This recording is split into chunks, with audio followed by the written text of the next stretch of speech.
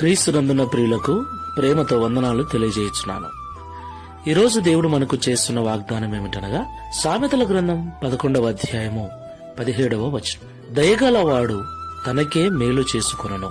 Amen. నా ప్రియులారా, మేలు అంటే మంచి అని అర్థం. మనందరం కూడా మనకు మంచి కలగాలని, మన కుటుంబం అంతా మంచిగా ఉండాలని, మనకు తెలిసిన వారందరూ, మనకు నచ్చిన వారందరూ మంచిగా బ్రతకాలని కోరుకుంటాం. ఆ మంచి మనకి ఎప్పుడు కలుగుతుంది అంటే మనము దయగలిగిన మనస్సు కలిగి ఉన్నప్పుడు.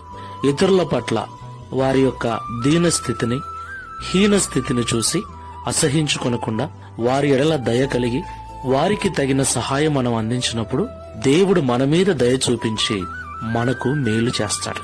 దేవునికి మహిమ కలుగును గాక. అయితే లోకంలో ప్రస్తుతము చాలా మంది స్వార్థపూరితమైన జీవితాలను జీవిస్తున్నారు. మంచి సమరయుని మనస్సు ఎవరికినీ లేదు.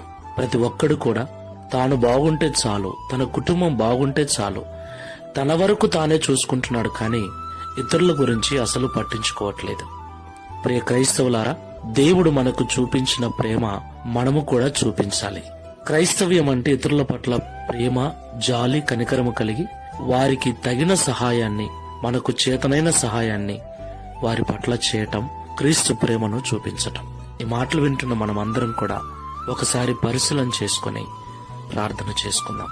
ప్రేమ స్వరూపుడమైన తండ్రి, పరిశుద్ధుడైన ప్రభువా, మీకు స్తోత్రాలు చెల్లిస్తున్నాం. అవును తండ్రి, మేమందరము కూడా మంచిగా బ్రతకాలని, మేలు కలిగి జీవించాలని కోరుకుంటూ ఉన్నాం. అయితే ఇతరుల పట్ల మేము దయ చూపించినప్పుడు, వారి అక్కరలో మేము సహాయంగా ఉన్నప్పుడు మీరు మా మీద దయ చూపించి మాకు మేలును దయచేస్తారని మాతో మాట్లాడారు. మేము మంచిగా బ్రతకాలి. మాకు Download ShareChat.